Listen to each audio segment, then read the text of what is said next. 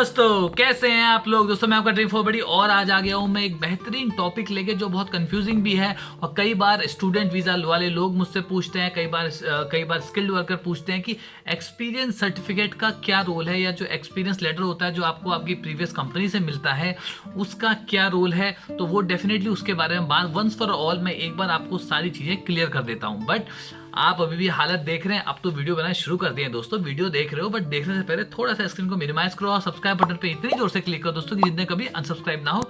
बाकी जो भी मैं आपको बताता हूँ इस completely based on my own personal experience. Do your own research, check with the visa consultant of the website trusted sources, do not trust anyone. तो दोस्तों सबसे पहले तो आपको पता ही है एक्सपीरियंस लेटर होता क्या है। एक्सपीरियंस लेटर जो भी आपकी प्रीवियस कंपनी है उस कंपनी में जो आपने काम किया है उसका एक पूरा लेटर होता है कि आपने कितने साल किस कंपनी में काम किया और आपका क्या रोल था, क्या डिजिग्नेशन था, क्या रिस्पॉन्सिबिलिटी थी और आपका क्या बिहेवियर उस कंपनी में रहा है, वो आपके एक्सपीरियंस लेटर पे मेंशन होता है।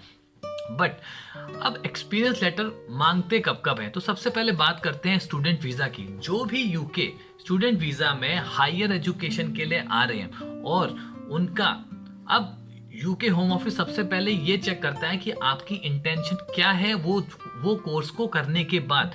यानी अगर आपने 10 साल पहले अपनी ग्रेजुएशन करी है और अब आप अचानक से आपके पास पैसा आ गया और आप सोच रहे हो आज मैं यूके में जाके मास्टर्स करता हूँ, डिपेंडेंट को लेके आ जाता हूँ, वो इस तरह से काम नहीं होने वाला है। जेन्युइन स्टूडेंट का मतलब वही है कि अगर आप ये कोर्स यूके में कर रहे हो तो इसके बाद आपके कुछ प्लान्स होने चाहिए।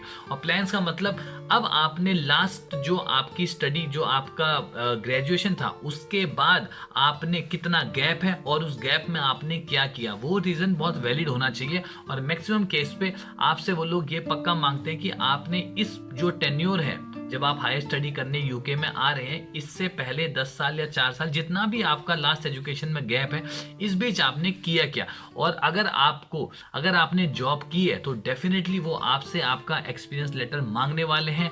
और अगर वो इवन इनिशियल रिक्वायरमेंट में होता नहीं तो जिस टाइम पे भी आप वीएफएस में डॉक्यूमेंट अपलोड करते हैं उस टाइम पे भी आप अपना एक्सपीरियंस लेटर दें तो वो भी बहुत एक प्लस पॉइंट है। डेफिनेटली आपकी इंटेंशन शो करता है कि एवरीथिंग यू आर क्लियर।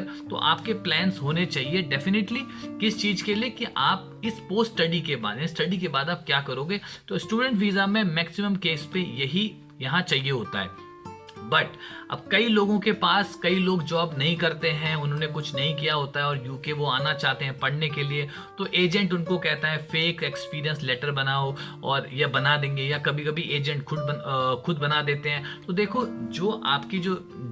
अगर आपकी बैकग्राउंड चेकिंग पे अगर वो आते हैं तो ये केस तो पक्का है कि वो डेफिनेटली कभी ना कभी वो कॉल कर सकते हैं जिस भी कंपनी का आप ऑफर जो एक्सपीरियंस लेटर है वो दिखाएं।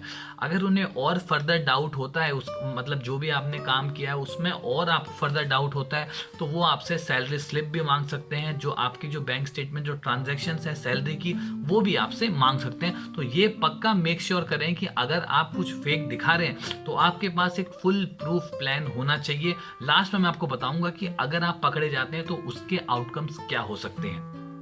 अब नेक्स्ट बात करते हैं दोस्तों स्किल्ड वर्कर वीजा में। देखो सबसे पहले मैं आपको बता दूं कि स्किल्ड वर्कर वीजा में इनिशियली जब भी आप फॉर्म भरते हैं आप कुछ मत करो।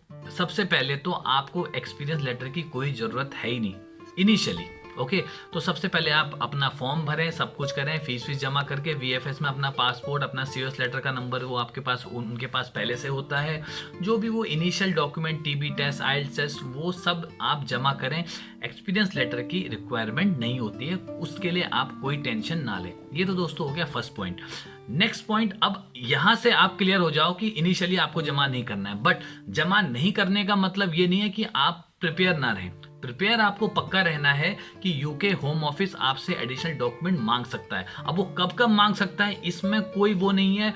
उनके पास क्या ऐसे चेक करने की मशीन है जिससे वो डिटेक्ट कर लेते हैं कि ये बंदा फेक है या ये बंदा रियल है। क्योंकि जैसे मैं आया अब मैंने कुछ जमा नहीं किया, कुछ भी नहीं था मेरे पास। ओके मतलब एक्सपीरियंस था मेरा बट मैंने कुछ जमा नहीं किया था, केवल अपना मैंने पासपोर्ट जमा किया और डेफिनेटली मेरे को 8-10 दिन में ही वीजा मेरे पास आ गया। अब उन्होंने कैसे ये पता किया कि मैं एक जेन्युइन इंसान हूँ।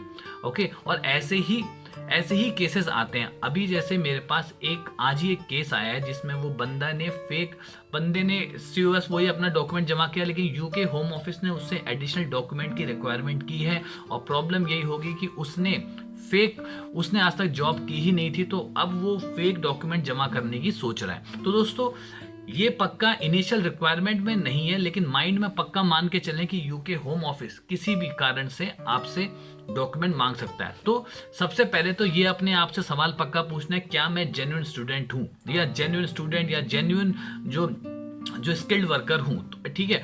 अब वो जब भी आप यहाँ से जब भी आप अपने डॉक्यूमेंट जमा कर देते हो, तो यूके होम ऑफिस अगर उनको डाउट होता है तो वो आपसे एक्सपीरियंस लेटर की डिमांड कर सकता है, या फिर हाईएस्ट एजुकेशन उसी फील्ड में मांग सकता है। तो ये उनमें भी ये लोग दो तरीके से मांगते हैं, ये पक्का आप ध्यान रखें।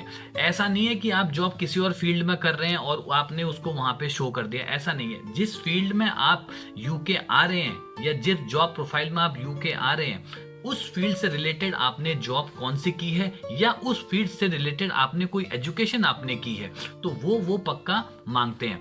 अब इसमें आपको देना होता है, डॉक्यूमेंट जमा करना होता है। कई बार अगर आप फेक डॉक्यूमेंट जमा करते हो तो दोस्तों उसके आउटकम्स थोड़े से बहुत ही ज्यादा खतरनाक है।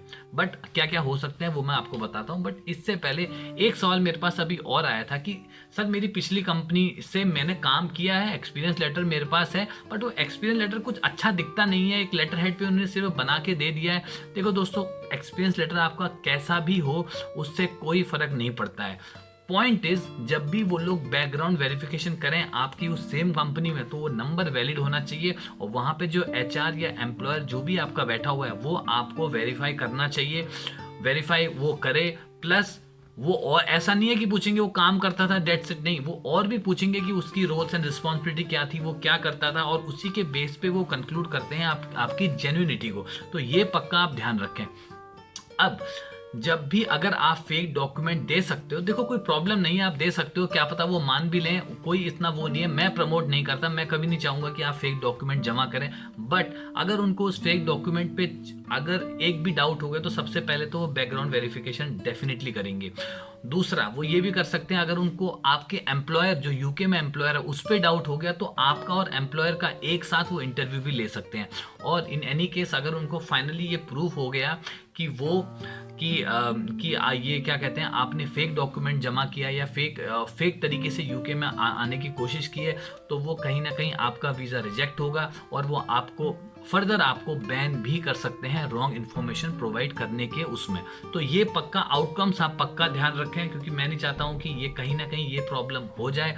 बाकी सारी गलतियां माफ है दोस्तों, लेकिन जो भी अगर आप चीज़ें छुपाते हो ये सोच के कि ये आपके वीज़ा में नेगेटिव इम्पैक्ट डालेगा, वो डेफिनेटली आपको बहुत ही प्रॉब्लम में डाल सकता है। तो जितना सच उतना अच्छा, तो ये पक्का रहे। आशा करता हूँ ये वीडियो आपको थोड़ा पसंद आया होगा, इन्फॉर्मेटिव होगा, और आपकी हेल्प करेगा ये डिसाइड करने में कि कब आपको एक्सपीरियंस लेटर रखना है, कब नहीं रखना है। ओके, तो दोस्तों, do like, share and subscribe, and don't forget to hit the bell icon to get the latest notification of my channel. Thank you very much. मिलते हैं नेक्स्ट वीडियो में। Bye bye.